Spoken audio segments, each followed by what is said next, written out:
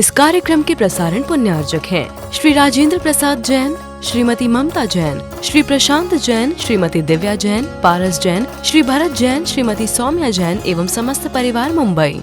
गुरुदेव हमेशा श्रमण संघ के लिए संबोधित करते रहे। हमेशा क्यों करते रहे, यह विचारणीय है। हमेशा इसलिए करते रहें क्योंकि बार बार आगम के आधार से स्वरूप का परिज्ञान कराना पड़ता है।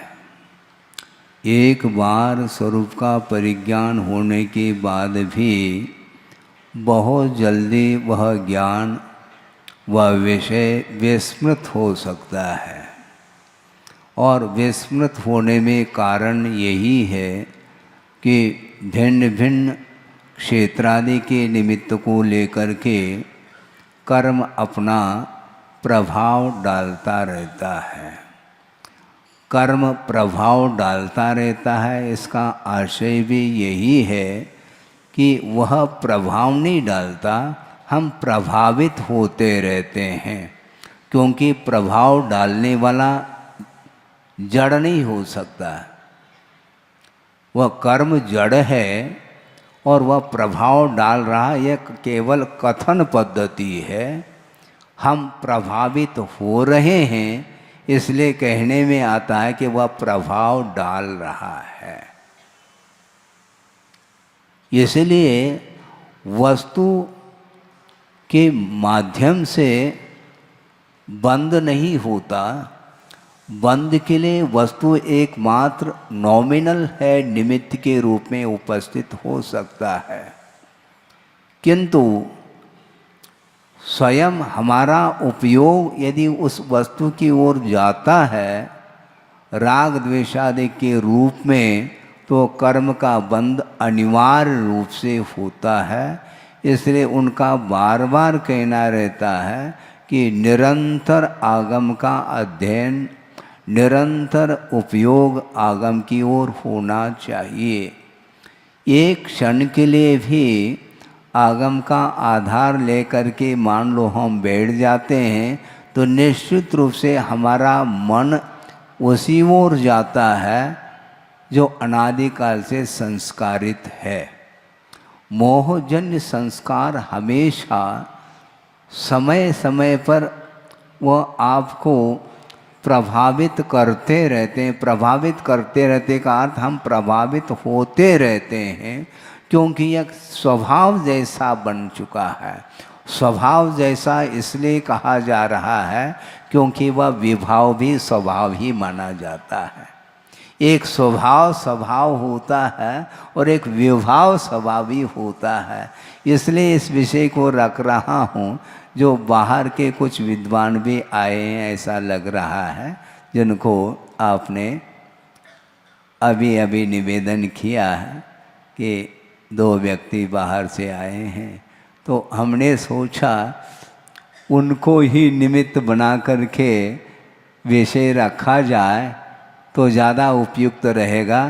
क्योंकि एक विद्वान यदि आगम के अनुरूप इस विषय को ग्रहण कर लेता है तो उनके माध्यम से कईयों के लिए वह विषय प्राप्त हो सकता है।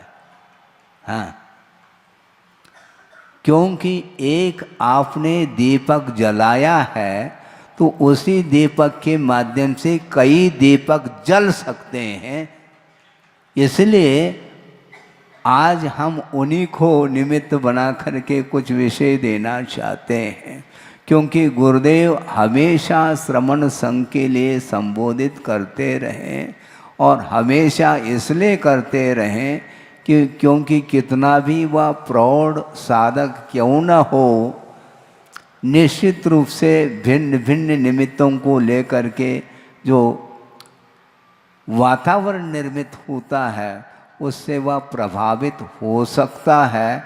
पॉसिबिलिटी है, संभावना है, इसलिए उन वातावरण से वह प्रभावित न हो और हमेशा आगम के आधार से उसका उपयोग जो है अपने आत्मा में लीन होने के लिए तत्पर हो जाए। इस पवित्र उद्देश्य को लेकर के निरंतर वो शिष्यानुग्रह कुशले, शिष्यों के ऊपर अनुग्रह करने में वह कुशल रहे हैं। मैं ये विषय बनाना चाह रहा हूँ और गुरुदेव ने जो विषय रखा है उसी को मैं रिपीट कर रहा हूँ। हाँ, केवल दोहराता रहा हूँ क्योंकि उन्होंने कहा दोहराते रहो। दो राह पर नहीं चलना, दोहराना है मैं। हाँ, राह तो एक ही पकड़ना किंतु दोहराना है। राह अनेक नहीं होते हैं, राह अर्थात पथ होता है, वह पथ अर्थात मार्ग एक ही होता है, वह सन्मार्ग माना जाता है। उस राह को तुम लोगों ने पकड़ा है, अब बार बार आगम को दोहराते रहो तो निश्चित रूप से आप पथ से च्युत नहीं हो पाओगे, क्योंकि पटरी के नीचे वह व्यक्ति आता है जो दोहराता नहीं है। अनुप्रेक्षा, अनुप्रेक्षा के माध्यम से ही संवर भी होता है और निर्जरा भी होती रहती है। आप क्या चाहते हैं? संवर चाहते हैं कि निर्जरा? संवर चाहते हैं क्या आश्रव? आश्रव नहीं चाहते ना, तो संवर चाहते हैं। संवर के ऊपर श्रद्धान करो, 7 तत्वों में संवर तत्व आता है और संवर तत्व के ऊपर जिसकी आस्था मजबूत हो जाती है वह निश्चित रूप से संवर के लिए जितने भी साधन सामग्री है उसी का वह आलम्बन लेता रहता है। इसलिए अनुप्रेक्षा का आलम्बन निरंतर लेना चाहिए। और एक बहुत अच्छा उन्होंने प्रसंग दिया था, उसको मैं आपके सामने रख रहा हूँ। एक श्रमण है जिसने अध्यात्म पद का आलम्बन लिया है और उसके आलम्बन से वह ध्यान अथवा सामायिक कर रहा है। बहुत विशुद्धि बढ़ चुकी है, विशुद्धि की चरम सीमा कह दें तो कोई अन्योक्ति नहीं, किंतु अगले दिन उसी अध्यात्म पद का आलम्बन लेकर के वह ध्यान अथवा सामायिक कर रहा है, विशुद्धि बढ़ नहीं पा रही है।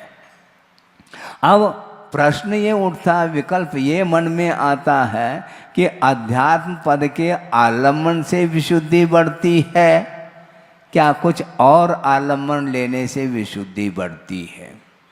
अध्यात्म का सहारा लेते हैं उसके माध्यम से विशुद्धि बढ़ेगी, यदि बढ़ेगी तो।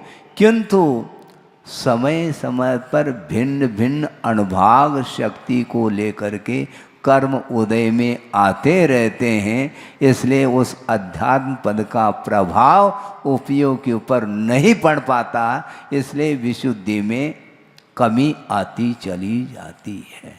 इसलिए निरंतर मुहुर्मुहुर् चिंतनम पुनर्चिंतनम इति अनुप्रेक्षा, ऐसा कहा। महाराज आप एक ही बात को दोहराते रहते हैं। हम दोहराने के लिए गुरुदेव की आज्ञा है, उनकी आज्ञा का ही तो मैं पालन कर रहा हूँ। आपका यदि मन लगता है तो ठीक है, नहीं है तो बीच बीच में चुटकुले की आवश्यकता तो आपको पड़ेगी, क्योंकि उसके बिना आपका मन लगता नहीं है। जहाँ पर थोड़ा सा रागांश आ जाता है, राग का पुट होता है, तो बहुत जल्दी आपको वह भोजन रुचता है, रुचिकर लगता है। तो इसीलिए आपकी भूमिका अलग है, श्रवण की भूमिका अलग है। उसको क्या बोलते हैं? कैप्सूल है, कैप्सूल। वो उसमें जो दवाई है वो बहुत कड़वी है, और उसको यदि लेना है तो शुगर कोटेड करने की आवश्यकता पड़ती है। उसके माध्यम से वह आराम से उस दवाई को वो लेता है। इसीलिए जिसको अध्यात्म हजम नहीं होता है उसके लिए थोड़े बहुत मनोरंजन की भी आवश्यकता पड़ती है, किंतु मनोरंजन खुराक नहीं है। भोजन के माध्यम से पेट भरता है और उसको पचाने के लिए सौंफ आदि की आवश्यकता पड़ती है। जिसने भोजन ही नहीं किया और शुरुआत में ही यदि मान लो सौंफ लेना चाहता है तो उस सौंफ को हम सौंपना नहीं चाहते। हाँ, उसकी क्या उपयोगिता है? आप पहले भोजन करिए और उसको डाइजेस्ट करने के लिए कुछ चूर्ण आदि की आवश्यकता पड़ती है। उसी प्रकार अध्यात्म बहुत गरिष्ठ भोजन माना जाता है। उसके लिए बार बार निरंतर अनुप्रेक्षाओं का चिंतन करके ही वह बाहरी पदार्थों से अपने आप की उपयोग को मोड़ करके शुद्ध परमात्म तत्व में वह केंद्रित कर सकता है अपने उपयोग को। और उन्होंने ये कहा था कि वस्तुतः ज्ञान भिन्न है और संवेदन भिन्न है। आप सुन रहे हैं? ज्ञान भिन्न है और संवेदन भिन्न है।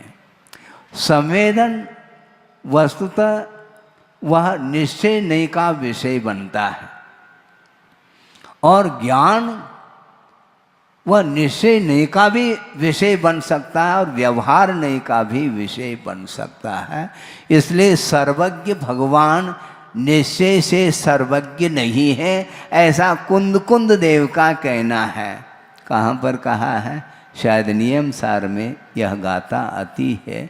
जानदि पश्यदि सव्वम, जानदि पश्यदि सव्वम व्यवहार नयेन केवली भगवम, केवल नानी जानदि पश्यदि नेमेन अपानम। नेमेन अर्थात निश्चय से वह आत्मा का ही संवेदन करते हैं, आत्मा को ही जानते हैं। नेमेन अपानम जानदि केवल नानी, केवली भगवान वस्तुतः निश्चय से आत्मज्ञ है और व्यवहार से सर्वज्ञ है। ये ध्यान रखो, व्यवहार से सर्वज्ञ। विश्व का जो उन्हें ज्ञान हो रहा है वह व्यवहार से इसलिए हो रहा है क्योंकि विश्व का संवेदन नहीं कर सकते, वो विश्व को जान सकते हैं।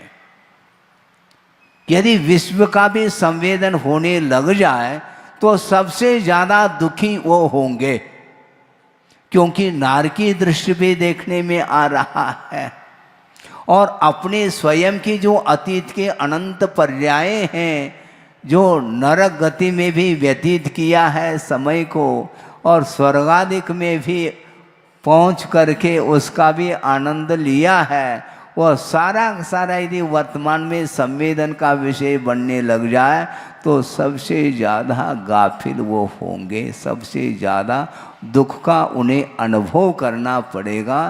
किंतु ऐसा होता नहीं, इसलिए ज्ञान बंद के लिए कारण नहीं किंतु अध्यवसान बंद के लिए कारण, अर्थात रागादिक जो परिणाम है वे ही बंद के लिए कारण है, वस्तुतः वस्तु बंद के लिए कारण नहीं। राग भाव यदि नहीं है तो कोई भी वस्तु हो, यत् किंचित अपि चिंतयेत किंतु वीत रागो भवेत योगी, ऐसा कहा। शर्त है तुम किसी भी पदार्थ को ध्यान का विषय बना लो, कोई कंडीशन नहीं, किंतु शर्त यह है कि वीतरागी होना चाहिए। जो वीतराग भाव के साथ पदार्थ को जानता है तो वह साधक कभी भी उस पदार्थ से प्रभावित नहीं हो सकता, कितनी भी अच्छी चीज हो, क्योंकि उनके दृष्टि में वह अच्छी है ही नहीं, न बुरी है। तो क्या है? वह ज्ञेय है, तो ज्ञेय को क्यों ग्रहण करना चाहेगा? बार बार आग्रह कर सकते हैं दाता, महाराज थोड़ा सा ले लो, अरे पूरा दे दो ना, हम देने के लिए लाए महाराज, लाए तो हैं, किंतु यहाँ से परमिशन नहीं। महाराज हमारी भावना है, सबकी भावना है, लेकिन मेरी भावना तो होनी चाहिए ना। मेरी भावना नहीं है तो फिर क्या होगा, फिर 1200 भावनाएं आ जाएंगी। तेरी भावना तो है लेकिन मेरी भावना नहीं है, तो अब क्या होगा। देखने के लिए वह वस्तु मनोज्ञ है, किंतु मोही के लिए वह मनोज्ञ है, योगी के लिए वह मनोज्ञ नहीं हो सकता। और जब देते समय जब दाता को भी उसके प्रति मोह नहीं है, तभी तो दे रहा है, तो योगी के पास मोह कैसा आ सकता है। दाता दान देता है, उस समय वह सामग्री, जो भोजन सामग्री उसके हाथ में ही है, रसगुल्ला है, लेकिन लेने का भाव नहीं है, देने का भाव है, तब वह पुण्य का संचय करता है। तो दाता को तो, पात्र को तो और सोचना पड़ेगा, नहीं तो पात्र जो है ना नीचे आ सकता है। नीचे पात्र रखा है ना, है, तो उसी प्रकार पात्र भी नीचे आ सकता है।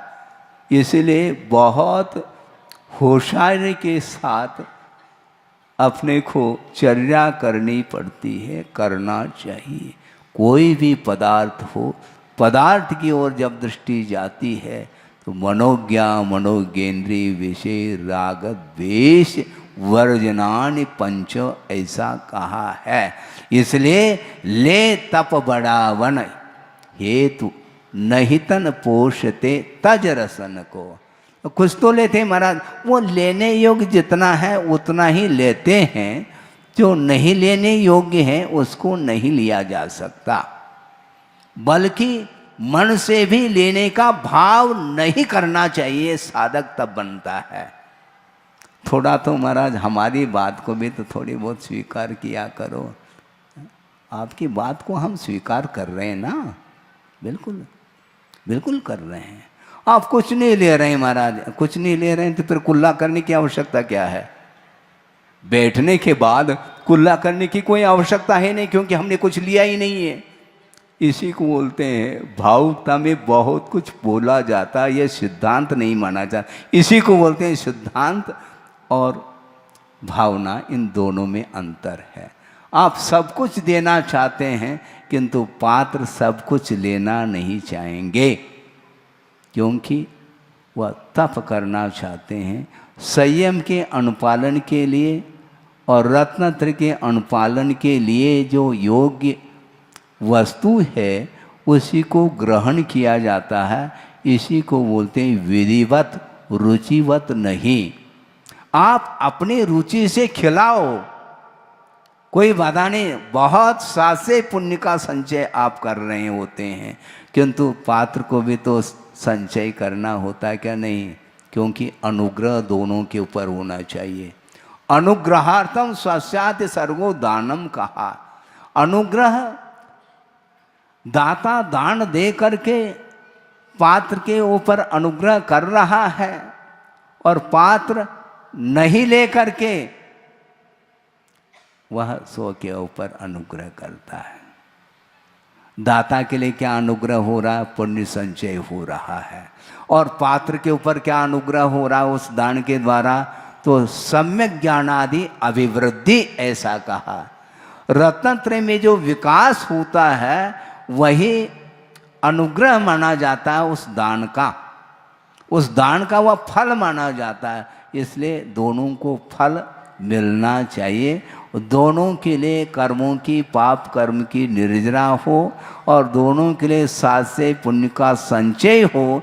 इस उद्देश्य को लेकर के ही साधक साधना करते रहते हैं। इसीलिए गुरुदेव का ये कहना है, ज्ञान वस्तुतः बंध के लिए कारण नहीं, किंतु राग बंध के लिए कारण है। किंतु वह राग, कौन सा राग बंध के लिए कारण है, धर्मानुराग बंध के लिए कारण नहीं, किंतु विषयानुराग बंध के लिए कारण होता है। राग यदि नहीं है तो वह पदार्थ कितना भी कैसा भी हो उससे वह प्रभावित नहीं हो सकता। इसलिए भीतरी जो कर्म है उस कर्म के उदय से ही वह संसारी प्राणी गाफिल होता है। एक उदाहरण दिया था गुरुदेव ने, देखो दो व्यक्ति है, दोनों के लिए क्षेत्र एक ही है, भिन्न भिन्न क्षेत्र नहीं।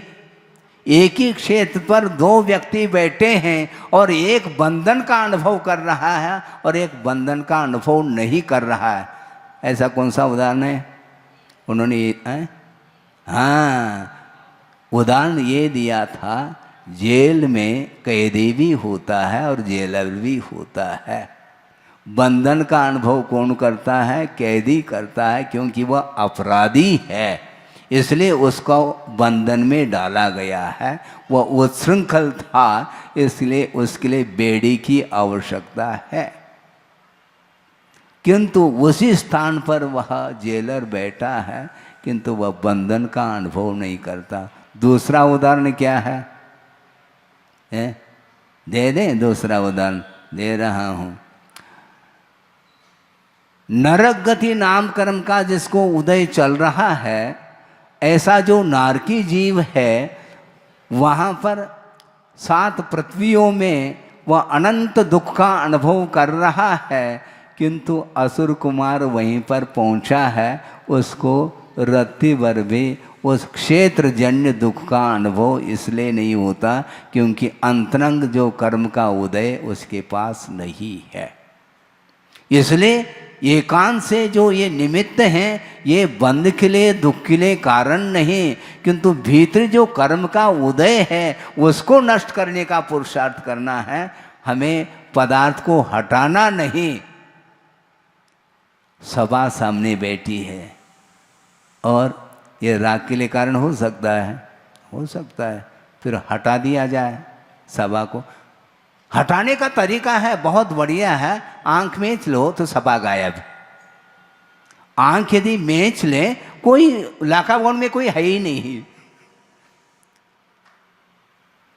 इसको बोलते हैं कि डाइवर्शन, उपयोग को परिवर्तित करना। यहाँ तक कहा आचार्यों ने, जो प्रौढ़ साधक होता है वह किसी भी पदार्थ का अवलोकन कर ले फिर भी वह बंध से मुक्त रहता है। इसी को बोलते हैं साधना, इसी को बोलते हैं वीतराग था, क्योंकि स्वरूप की ओर दृष्टि है, स्वभाव की ओर दृष्टि है, इसलिए वह बंध के लिए कारण नहीं होता। किंतु जो पर्याय हैं, वैभाविक पर्याय हैं, उसकी ओर यदि दृष्टि जाती है और राग के साथ यदि दृष्टि जाती है तो वही पदार्थ उसके लिए बंध के लिए कारण शुद्ध होता है।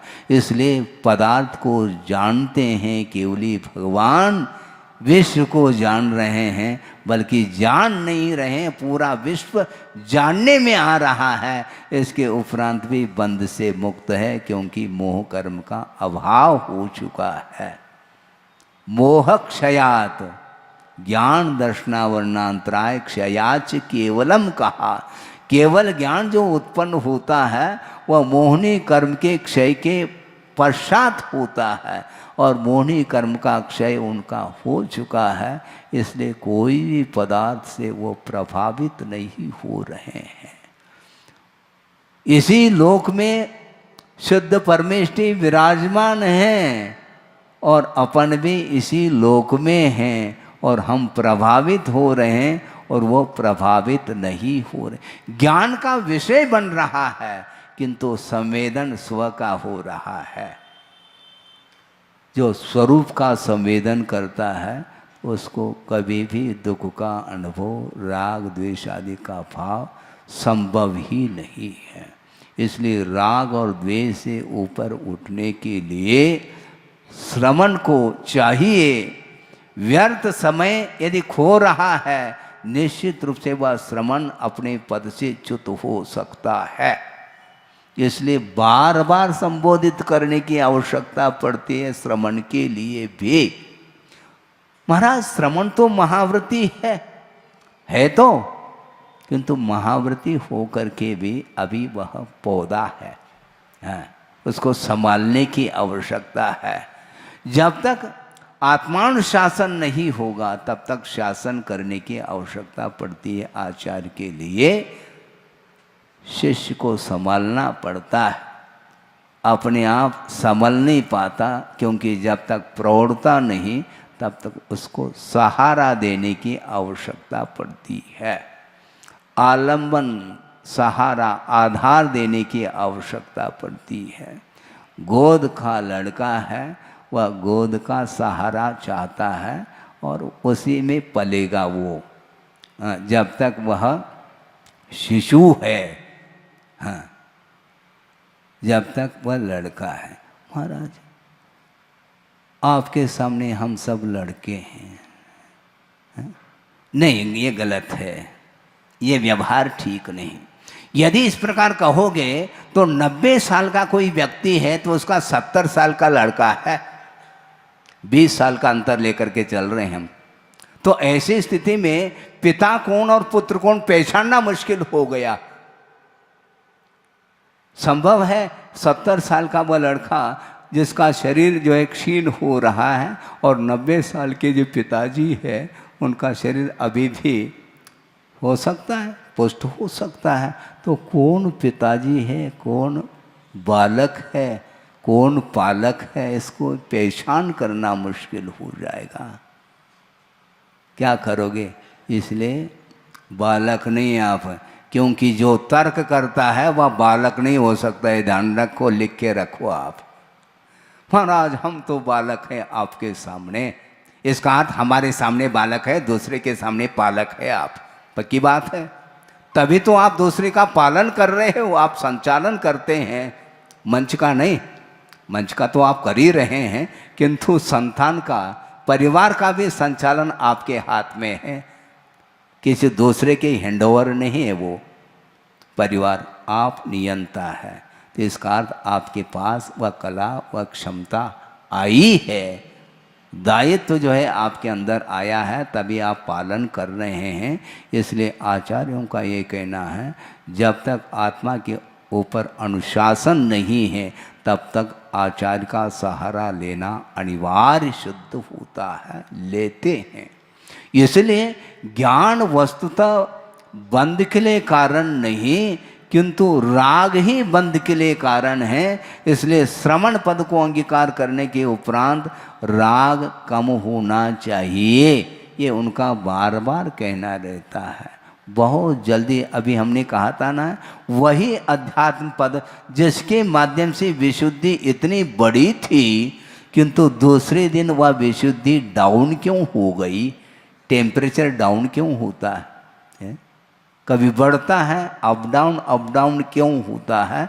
क्योंकि भीतरी जो कर्म हैं भिन्न भिन्न अनुभव को लेकर के उदय में आते हैं, भिन्न भिन्न निमित्तों को लेकर के, उस समय वह अध्यात्म पद भी उसके लिए प्रभावकारी सिद्ध नहीं होता। इसलिए द्रव्य क्षेत्रादि को हमेशा सावधानी के साथ रहो, ऐसे स्थान को चुनो, ऐसे क्षेत्र को चुनो जहाँ पर संयम का अनुपालन अच्छे तरीके से हो सके। इसलिए गुरुदेव ने लगभग 50 चातुर्मास कहाँ पर हुए? बुंदेलखंड में हुए।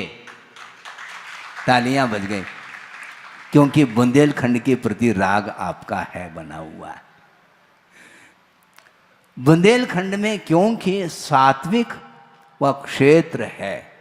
महानगरी में चले जाएं तो स्वयं का तो हित हो सकता है, किंतु शिष्यों का क्या होगा?